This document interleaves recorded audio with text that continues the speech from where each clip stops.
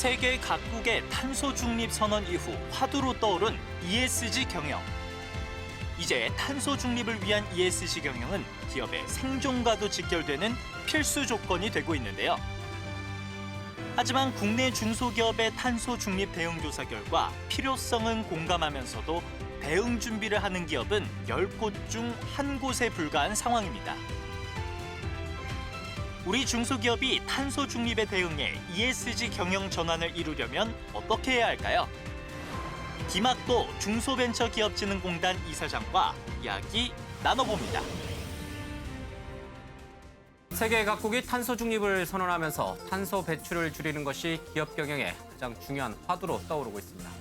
저탄소 경영이 기업 생존의 필수 조건이 되고 있는 셈이죠. 네, 하지만 대기업과 다르게 중소기업에서 저탄소 경영을 실천하기란 쉽지가 않을 것 같은데요.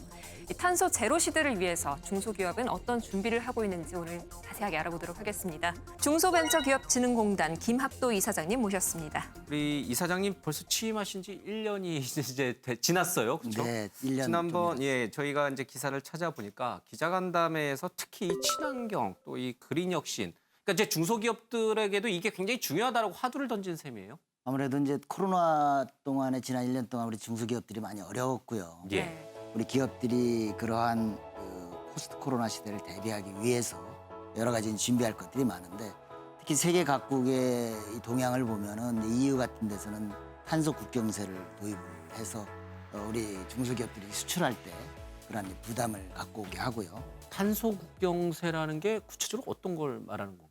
그러니까 국내에 이제 철강, 석유화학 같은 이제 탄소를 배출하는 그런 제품들을 EU 쪽에 수출할 때, 그러면 EU에서 수입할 때 그 세금을 다시 부과를 하는 거죠. 거기다가 관세에다가 플러스해서 세금이 들어가는 거죠. 그러다 보니까 이제 결국 이제 가격이 더 높아지는 그런 수출 경쟁력이 떨어지게 그렇습니다. 예.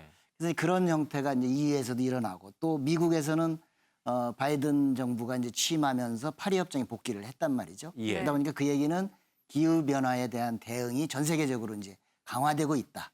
이런 상황입니다. 그래서 포스트 코로나 시대에는 결국 저탄소, 친환경에 대한 경영이 필요하다. 이렇게 이제 제기가 되고 있고요. 취임 1주년 기자간담회에서 중소기업들에게도 이런 문제가 중요하다고 화두를 던진 건 나름의 시대적 흐름, 이제 방금 말씀하신 그런 변화상이 정말 절박하니까 던지신 거잖아요. 네, 정부가 이제 2050 탄소 중립 선언을 이제 했고요. 네. 또 그다음에 이제 정부에서는 지금 이제 국내 상장 기업 대상으로 해서 ESG 공시를 이제 단계적으로 의무화를 지금 하려고 하고 있습니다. 저희들이 이제 설문조사를 해봤어요.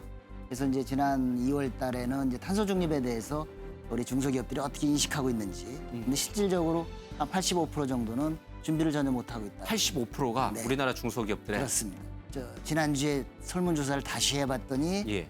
특히 이제 ESG에 대한 대응이 어떠냐 그랬더니 한 58%는 필요성은 있다. 그렇지만 아직까지 준비를 지금 하거나 준비 중이라는 기업은 25%에 불과한 실정입니다. 그러니까 75% 정도는 실질적으로 필요성이 있음에도 불구하고 준비를 못하고 있기 때문에 아무래도 정부나 또는 저희 같은 공공기관에서 이런 중소기업들이 저탄소 친환경 대응에 조금 지원을 해줘야 되지 않는가 그런 인식에서 지난번에 그런 방향을 발표를 했었습니다. 이사장님께서는 취임하시고 굉장히 현장을 많이 방문하셨던 걸로 알고 있어요. 저희가 그렇게 들었는데 현장 목소리를 들어보면은 ESG 경영에 대해서 중소기업 입장에서는 좀 공감을 하고 있는 분위기인가요? 어떻습니까? 그렇습니다. 아까도 이제 한 50% 이상이 이제 공감은 하고 있습니다. 그래서 실질적으로 제가 이제 취임한 지 이제 1년쯤 됐고요. 그래서 1년 좀 넘어서 현장에 지금 한 이제 매주 한 번씩 해서 51번. 많이 현장을- 다녀오셨네요. 일주일마다 한 번씩 다녀봤는데. 돌아다니신 거예요, 네, 중소기업 그렇습니다. 현장을. 예. 그래서 다녀봤는데 결국에 이제 그쪽으로 가야 되겠다. ESG 경영 혁신 쪽으로 가야 되겠다라는 인식을 갖게 됐고요. 대표적인 예로 이제 지난번에 경북 고령에서 지금 우리가 이제 그 뿌리 산업이라고 그래서 주물단지가 이제 그 탄소를 많이 배출하고 거기서 이제 요거를 한번 친환경 쪽으로 한번 바꿔보자 이런 그 움직임이 있었고 그래서 저희가 경북 고령의 그 주물단지에 가서 네. 그쪽이 친환경 쪽으로 시설도 바꾸고 또 그 인식들을 바꾸는 이런 부분들을 저희들이 컨설팅도 해주고 예. 또 시설 전환하는데 자금 지원도 해주고 하고 경영 전환 선언식도 같이 했습니다. 예. 또 지난 2주 전에는 또 횡성에서 상생형 일자리에 대한 그러한 그 단지를 조성하고 있는데 예. 거기에 이제 소형 전기차를 생산하는 그 업체와 또 그 주변 협력업체들이 같이 모여서 탄소 중립 경영을 해보자라고 해서 선언식을 한데 제가 다녀온 적이 있습니다. 예. 그러면은 공단 입장에서도 지원을 좀 적극적으로 하셔야 될 것 같다는 생각이 드는데 공단에서만의 어떤 지원책이라든지 이런 것들이 좀 마련된 게 있습니까?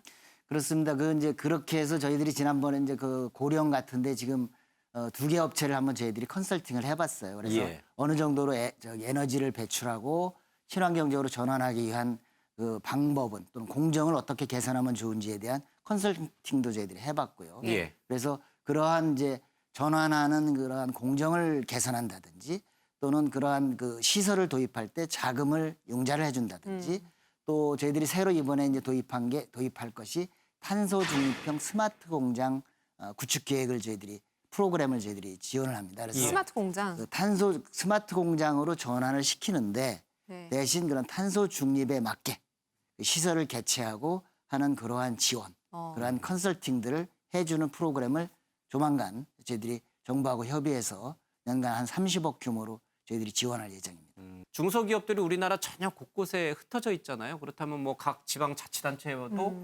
사실은 우리 중소기업벤처진흥공단이랑 같이 협업 체제를 구축해야지만 그 지역에 있는 중소기업을 도와줄 수 있거든요.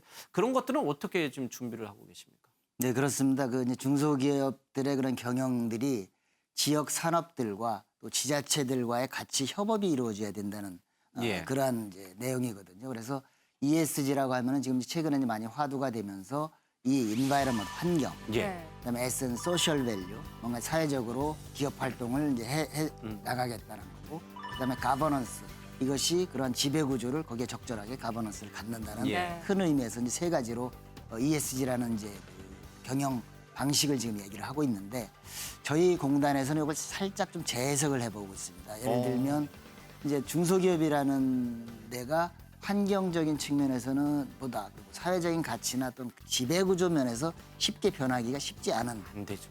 어려운 그러한 구조이기 때문에 저희들은 이걸 중소기업에 맞게 좀 재해석을 해서 환경은 정부가 기업하기 좋은 환경을 한번 만들어 보자. 그다음에 S는 중소기업들이 사회적으로 기여할 수 있게 지속 성장 가능할 수 있는 그러한 것들은 무엇이 있느냐. 그다음에 G라는 지배 구조에 있어서는 우리 청년들이나 근로자들이 일하고 싶은 환경, 기업 환경은 무엇인가 하는 이런 쪽으로 ESG를 한번 재해석해 봤습니다. 2주 전에도 저희 에너지기술연구원하고 예.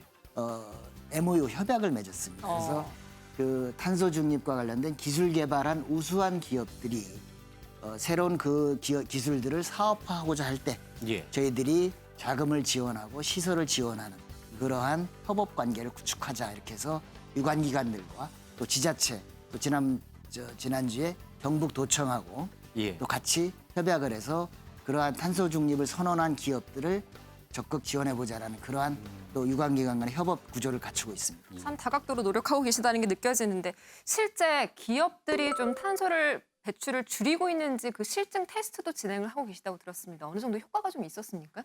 그렇습니다. 아까 이제 경북 고령에서 지금 이제 주물단지 예. 그 기업 2개를 저희들이 한번 테스트를 해봤는데요. 네. 실질적으로 그 기업들이 업체당 연간 한 최대 450톤 정도의 탄소 절감이 가능했다.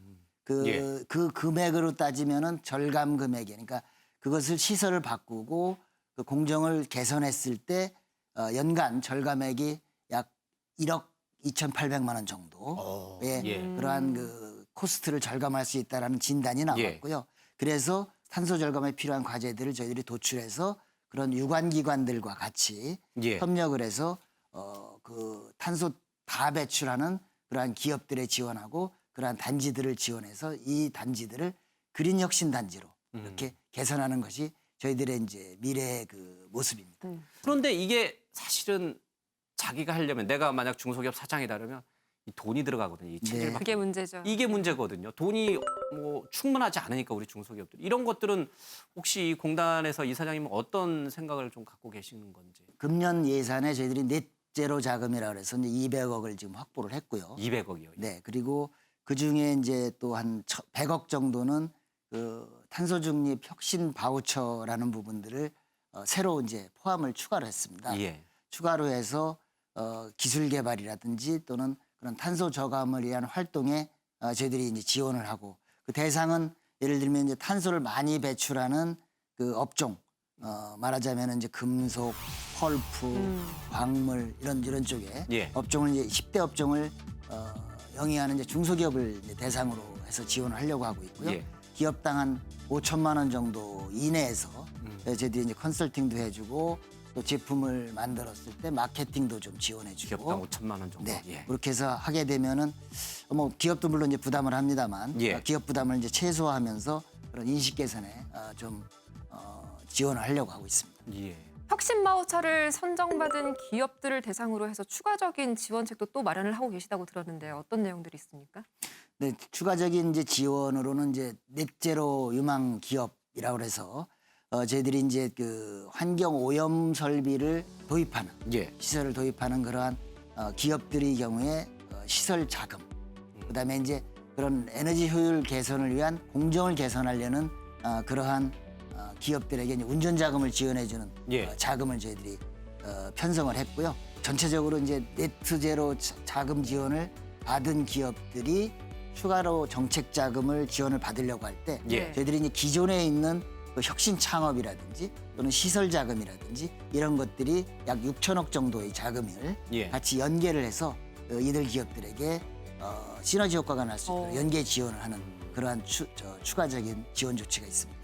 친환경 관련된 R&D를 네. 열심히 할 수 있도록 또 그런 인력 네. 육성에도 굉장히 신경을 써야 되는데 이게 뭐 사람이 하루아침에 만들어지는 건 아니잖아요. 특히 이제 중소기업들은 또 고급 인력들이 잘 가기를 좀 꺼려하고 이런 부분은 또 어떻게 해소할 수 있는 건가요? 새로운 어떤 사업들이 우리가 이제 도입을 하게 되면 가장 중요한 게 이제 전문 인력들이 예. 가장 중요하고요. 그래서 우선은 이제 기존에 그 저희들이 기술 경력을 갖고 있는 대기업이라든지 이런 데서 40, 50대 기술 경력을 갖고 있는 사람들을 저희들 그 스마트 공장 구축이라든지 또는 그러한 중소기업들의 그러한 친환경 어떤 시설 운영을 하는데 저희들이 이제 지원을 할 수 있는 그 스마트 제조기업 일자리 패키지 사업을 저희들이 이제 우선 당장 운영을 하고요. 예. 또 이제 신규 인력이 또 필요하지 않습니까? 그래서 그러한 부분들은 이제 전문 석박사 과정을 이제 계약학과, 전문 계약학과를 저희들이 이제 신규로 지금 운영을 하려고 예. 하고 있습니다. 그래서 지금 내년도에 저탄소 신산업 또 기후 산업 관련해서 네. 4개 대학에 예. 신규로 개설을 해서 이것을 2024년까지 8개로 이렇게 확대를 해서 전문 인력을 확보를 하고요. 또 저희들 연수원을 통해서 그 탄소 중립에 대한 그 CEO들의 중소기업 경영자들의 인식 개선하는 교육을 계속 끊임없이 할 예정입니다. 중진공만이 세운 어떤 뭐 계획이랄까 그런 것들 뭐 지원책이라든가 이런 것들도 예, 있습니까? 지금까지 뭐 많이 말씀해 주셨지만 뭐 네. 그래도 좀 조금 이것만- 우리 예. 요 중진공만의 색깔을 가진 어떤 지원책들. 네. 중소기업들은 아무래도 이제 그 정보가 부족합니다. 그래서 중소기업들이 필요로 하는 또 어떻게 적응하고 어떻게 개선하고 ESG 경영을 운영하기 위한 그러한 이제 정보를 저희들이 이제 매뉴얼로 담아서 좀 배포를 하고요. 예. 저희들이 이제 기존의 정책 자금을 통한 저희들이 이제 고객들이 많이 있기 때문에 예. 한 8만여 고객들이 있어서 배포를 하고 또 이거에 대한 이제 평가를 하기 위한 어떤 평가 지표를 저희들이 발굴을 해서 기업들이 스스로 자가 진단도 하고 또 스스로 부족한 부분들이 어떤 부분이 있는지를 인식할 수 있도록 이렇게 좀 도와줄 그런 예정입니다. 중소벤처 기업들에게 지금 ESG 경영을 좀 이제 나아가려고 우리 노력하고 있는 중소벤처 기업들에게 당부하고 싶은 말씀 우리 이사장님께서 해주신다면 어떤 것들이 있을까요? 네, 지금 이제 코로나로도 어렵고 하는데 또 이렇게 대외 환경이나 대내 환경 여건들이 ESG 경영, 탄소 중립에 대한 그런 요구가 이제 계속 들어오고 있는 상태고요. 그러다 보니까 아무래도 이제 중소기업들 입장에서는 비용도 들어가고 또 정보도 부족하고 많이 어려우실 겁니다. 그렇지만 우리 중소기업들이 지속 가능한 성장을 하기 위해서는 이러한 탄소 중립 그리고 ESG 경영이 필수적이라는 그런 인식을 먼저 이제 하셔야 될 것 같고요. 그러기 위해서는 어차피 가야 될 길이라면 우리가 어떻게 대응을 할 것인지 네. 또 정부나 또 저희 같은 공공기관에서 그러한 준비를 지금 하고 있기 때문에 언제든지 문을 두들겨 주시면은 저희들이 같이 협력하에 우리 중소기업들이 잘 적응할 수 있도록 저희들이 열심히 지원토록 하겠습니다. 네, 탄소 저감을 잘 실천하게 된다면 탄소 중립은 우리 중소기업들에게 위기가 아닌 새로운 도약과 성장을 위한 기회가 될 겁니다. 더 많은 중소기업이 ESG 경영, 친환경 경영을 이룰 수 있도록 공단이 든든한 동반자로 함께해 주길 바라겠습니다. 네, 이사장님의 말씀은 오늘 여기까지 듣도록 하겠습니다. 고맙습니다. 네, 감사합니다. 감사합니다.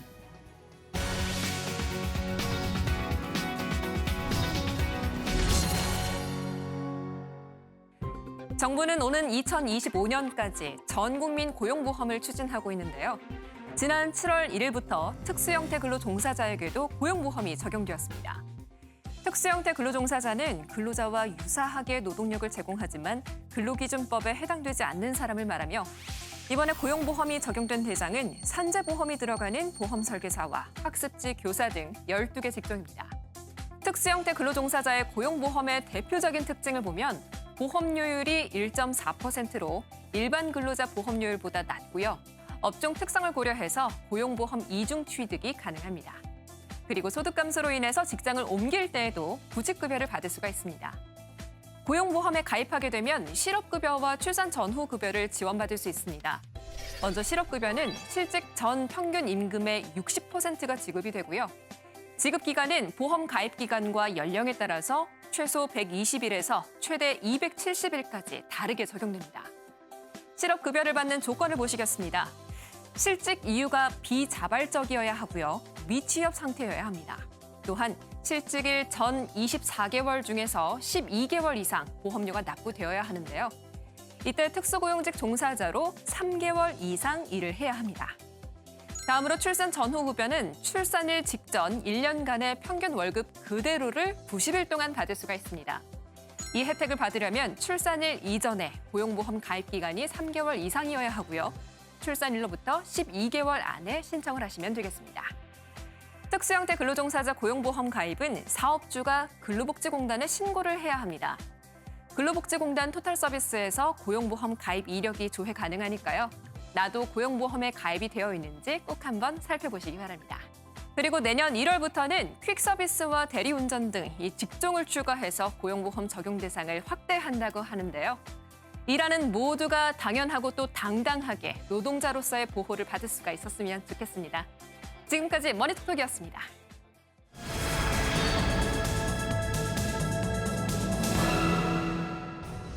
지난해 코로나발 고용위기로 실직한 임금 근로자 178만 명에게 지급된 실업급여 총액 무려 12조 원. 우리 정부는 고용보험 사각지대를 해소하기 위해 2025년 전국민 고용보험을 선언했는데요. 지난 12월 예술인 고용보험을 기점으로 올해 7월 1일부터는 특수형태 근로종사자에게도 고용보험 적용이 시작됐습니다.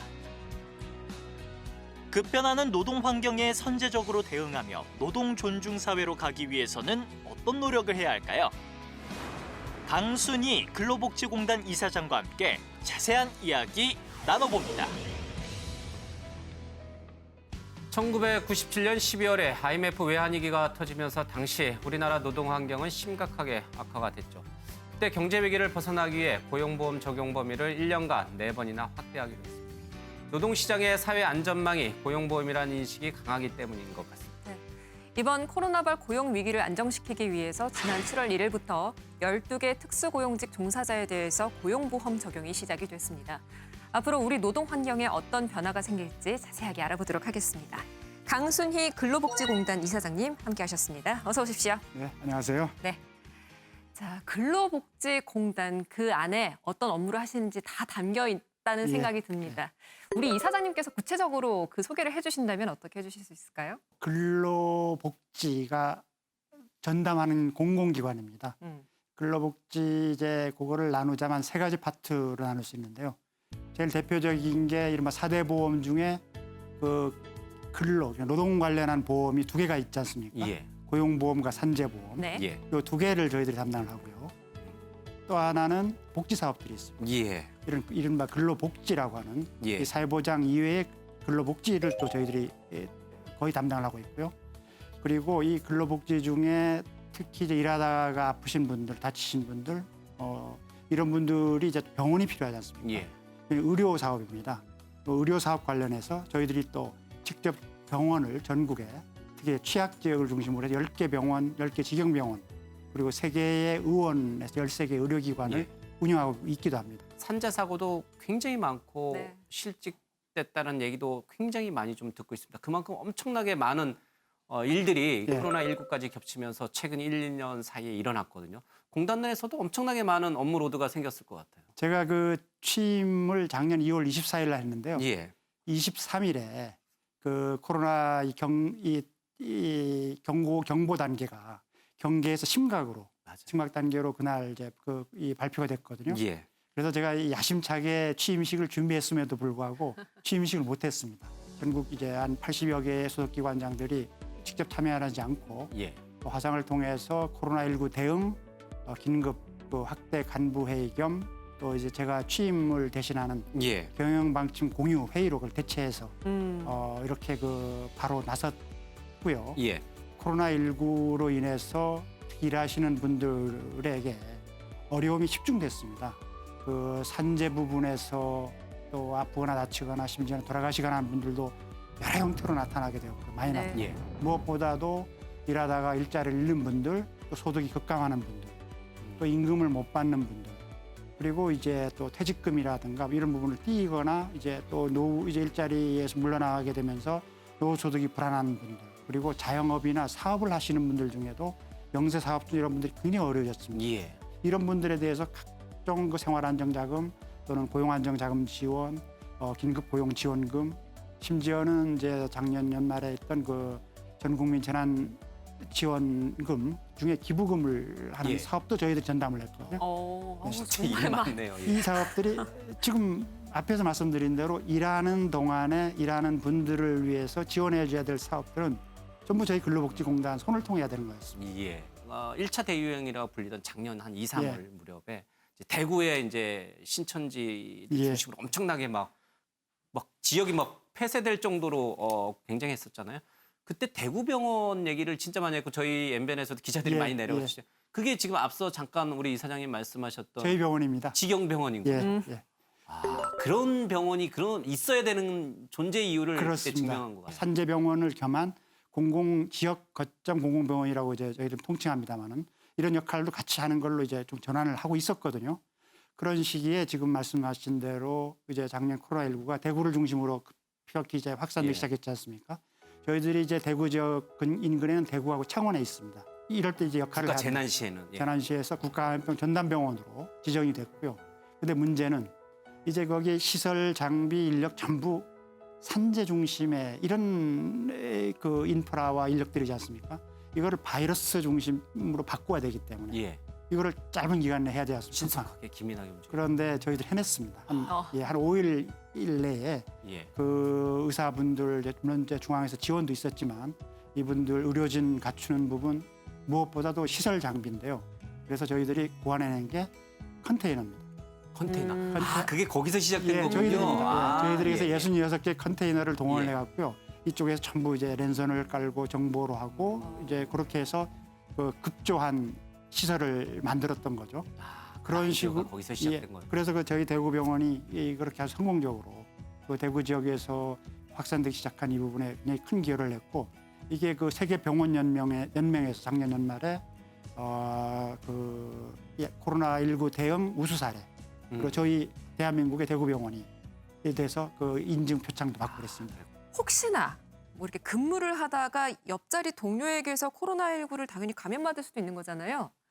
만약에 그렇게 된다면 업무 중에 감염이 된다면 이것도 혹시 산재로도 신청이 가능한 당연하죠. 겁니까? 당연합니다. 업무 중에 그런 코로나19로 해서 확진이 되고 이럴 경우는 당연히 산재로 인정이 됩니다. 예. 근데 대표적인 경우는 이제 업무로 인해서 되는 경우가 이제 의료 인력들 또 이제 집단 수용 시설 뭐 요양원이라든가 등등 이런 데서도 종사하시는 분들이 또 감염이 이런 경우는 사실 그 이제 산재 인정을 위해서는 절차가 있습니다. 이게 과연 업무 기인성이라는 예. 일을 하다가 또 그 일과 관련해서 발생한 이 질병인지를 판단해야 되는데 급히 그 기준을 새로 예. 없던 경험이기 때문에 그런 경우는 모든 부분들을 아주 간략히 분명한 거기 때문에 예. 인정하자 해서 그러면 일반 사무업인 경우에도 혹시 코로나19 그렇습니다. 감염이 돼도 상관이 예, 없는 사무실에서 거예요? 일을 하고 있었는데 확진자가 있었어요. 네. 그리고 확진이 됐어요. 당연히 인정받을 수 있습니다. 그런데도 이제 신청을 지금은 많지 않습니다. 그 예. 이유는 지금 감염병 예방법에 의해서 그런 경우에는 대개 유급휴가를 주게 돼 있거든요. 그렇죠. 예. 근데 산재로 신청할 유인이 좀 덜한 거예요. 굳이 산재 신청을 안 하더라도 그렇죠. 치료가 되는 거죠. 네네. 근데 그런 걸 못하는 중소영세 기업 그럴 경우에는 꼭 있거나. 필요하죠. 예, 또는 합병증이나 이게 뒤에 나타날 수 있습니다. 예, 예. 치료는 됐는데 그럴 경우는 이제 저희들한테 그 추가 상병이라고 그래서 산재로 나중 신청할 수 있는 제도가 또 있습니다. 예. 그래서 또 신청을 할 수 있습니다. 예. 우리나라 노동자들의 산재보험과 고용보험 가입률이 지금 어떻게 되고 있는지 일단 그것부터 파악을 좀 해봐야 될 것 같아요. 어떻게 되고 있습니까? 예, 실제로 가입돼 있는 사람의 카운트를 보면 1,897만 명 정도 작년 연말 기준으로. 예. 고용보험은 그보다 한 500만 명 적은 한 1,411만 명 정도 이렇게 돼 있고요. 가입돼야 될 대상 기준으로 보면 산재보험은 한 97.8%가 가입이 돼 있고요. 고용보험은 90.3% 정도. 근데 이게 분모 그 대상이 이제 확대가 되지 않습니까? 7월 1일 확대가 됐고요. 이제 이런 식으로 계속 확대가 되면 그거에 맞게끔 또 위에 가입이 돼야 되니까 예. 이 통계가 계속 바뀌게 되는 거죠. 대상도 넓어지고 새로 가입해야 될 분도 많아져야 되고. 예. 7월 1일부터 이제 이런 특수 형태 근로자들에 대해서도 이제 산재보험 또 고용보험이 이제 확대 적용이 돼서 사실은 그동안 이 사각지대에 있던 분들이 굉장히 환호해요. 이분들이 실제로 이제 좀 안정적으로 네. 이제 생계에 종사할 수 있게 된 거잖아요. 그렇죠? 사고나 질병으로부터 보호해주는 역할을 하고 예. 있고 또 하나는 일자리를 잃거나 소득이 급감하는 게 또 하나의 위험이지 않습니까? 그런 경우들을 보호해드리기 위해서 이 산재보험과 고용보험에 가입을 이렇게 보장을 해드리려고 하는 거죠. 근데 이 제도에 대해서 충분히 이제 그간 홍보 부족이라고 그럴까 아니면 인지 부족으로 인해서 좀 꺼리는 부분들이 있었습니다. 당장의 부담, 보험료를 내야 되기 때문에. 그러니까요. 그 보험료는 누가 내요? 근데 지금 이 특수 근로 형태 종사자, 특고 이분들의 경우는 애매하지 않습니까? 아까 예. 말씀드린 대로. 그래서 반반씩 내는 걸로 돼 있습니다. 고용보험도 당연히 반반이고요. 예.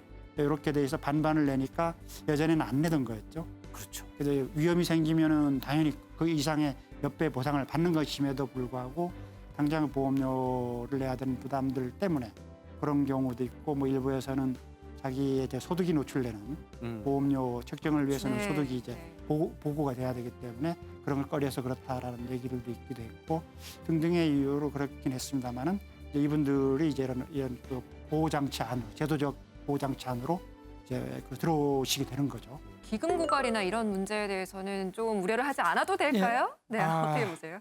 사회보험이라고 하는 거의 어떤 기본 방향이 이 되게 위기 때는 기금이 확 줄어들었다가요. 네. 좀 이제 정상적이고 좀 좋아질 때는 기금이 좀 늘어났다가 모았다가. 그 역할을 하게끔 하는 그런 이 사회적 완충지대 역할을 하는 거거든요. 네. 그럼에도 불구하고 기금 고갈은 계속 고민을 하고 있습니다. 매달 수시로 그 기금 이 지출 형태를 포함해서 관리 모니터링도 하고 무엇보다도 그 기금을 효율적으로 관리해야 될 부분들이 있고요. 예. 또 지출 효율화해야 할 부분도 있고요. 이런 제도 개선 노력은 굉장히 노력을 많이 하고 있습니다. 저희들도 예. 같이 좀 힘을 합치고 있습니다. 일자리가 풍부해서 실직이 없는 나라, 맞아요. 임금 감소가 네. 없는 나라, 그리고 다치지 않는 나라를 예. 만드는 게 제일 좋지만 예. 그렇게 할 수는 없죠, 그렇죠? 이제 네. 뭐 여러 가지 이제 예기치 못한 일들 벌어니까 그런 예기치 못한 일들이 벌어졌을 때 우리 국가가 사회가 얼마나 사회 안전망을 갖춰주느냐가 사실은 굉장히 중요한 거거든요. 그런 그렇습니다. 점에서 보면은 근로복지공단은 노동복지의 그러니까 최후의 보루, 마지막 사회 안전망의 핵심, 허브 뭐 이렇게 표현해도 예. 과언은 아닐 것 같긴 해요. 저희들 그 존재 이유 미션이 예. 그 일하는 사람들을 사회적 위험으로부터 보호하는 희망 버팀목 이렇게 돼 좋네요. 있거든요. 예. 예. 그래서 일하는 분들이 일하는 동안에 이게 일의 생애 동안에 취업에서부터 퇴직에 이르는 이 단계에 생기는 여러 위험이 있는데 아까 예. 산재, 고용 실직의 위험, 또 임금 체불, 뭐 퇴직 이후에 소득 노후 소득 보장, 그리고 육아 뭐 등등 모든 부분에 저희들 서비스가 다 있거든요. 예. 그래서 이런 부분, 이런 사회적 위험 또 노동생활의 이런 삶의 질을 제고하기 위한 프로그램들을 저희들이 다 합니다. 종합적인 이 서비스를 다 하고 있는데 이런 의미에서 이게 우리가 노동복지 허브다. 예, 이제 감히 말씀을 드릴 수 있을 것 같고요. 공단에서 지금 뭐 운영하고 있는 정말 우리 근로자들이 받아야 할 복지 혜택이라든지 그런 것들이 좀 자세하게 있다면은 어떤 것들이 좀 있는지 소개 좀 해주세요. 한 두 가지를 제가 소개를 못한 것 같은데 대표적인 하나가 퇴직연금 사업을 아까 말씀드린 대로 저희들이 합니다. 퇴직금을 띄거나 또 노후소득을 안정적으로 보장받는 게 굉장히 중요해지지 않습니까? 그거를 내년부터는 그거를 중소기업 퇴직연금 기금이라고 해서 법이 바뀌어왔고요. 예. 고용보험기금, 국민연금기금, 뭐 이런 각종 기금이 있지 않습니까? 그런 식으로 운영하도록 하는 걸 이제 틀을 잡아서 내년 4월부터 운영을 합니다. 근데 훨씬 수익률이 더 높아지고요. 기금으로 해서 그 규모의 경제가 있기 때문에 그리고 안정적인 거는 기본으로 보장을 해드리고요. 예. 또 하나는 우리 이제 일과 가정을 양립하는 이 노동자들을 예. 위해서 공공 직장 어린이집을 직접 운영하기도 하고 지원도 하고 있습니다. 맞벌이 부부들 같은 경우 예. 아주 필요하죠. 저희들이 직접 운영하는 게 지금 내년 2022년 초까지 하면 37개가 전국에 있습니다. 예. 그리고 무엇보다도 이제 시설이라든가 프로그램이 굉장히 우수합니다. 그래서 지금 많은 그 직장에 다니시는 예. 부모들이 젊은 부모들이 오고 싶어갖고 이렇게 하는 그런 명품 직장 보육 시설로 이렇게 전국에 있습니다. 이제 마무리를 해야 되는데 네. 그래도 뭐 우리 공단 이사장님으로서 좀 해주고 싶은 말이 좀 있으시면 간단히 마무리 말씀 듣겠습니다. 굉장히 어려운 시기가 오래되고 있지 않습니까?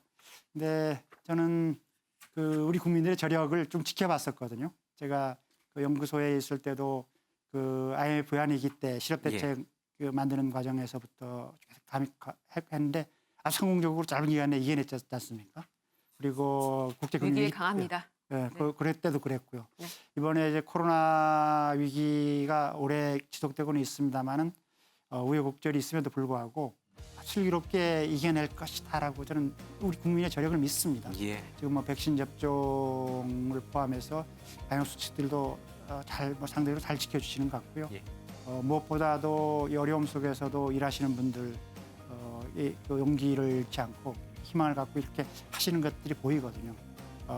그런 저력이 있다고 보기 때문에 조금 더 힘을 내시고 이렇게 좀 희망을 갖고 좀 버텨내 주십사 하는 예. 부탁을 드리고 저희 근로복지공단 노동복지허브로서 저희들한테 주어진 그 이 사명 온전하게 다할 수 있도록 최선을 다하겠습니다. 예. 네, 지켜보고 좀 격려하고 이렇게 성원해 주시면 고맙겠습니다. 예. 알겠습니다. 말씀하신 대로 우리 근로자 노동자들의 아주 든든한 버팀목으로 굳건히 좀 자리해 주시길 거듭 부탁드리겠습니다. 네, 대한민국의 근로자 모두가 건강하고 또 안전하게 일할 수 있는 그날을 기다려보도록 하겠습니다.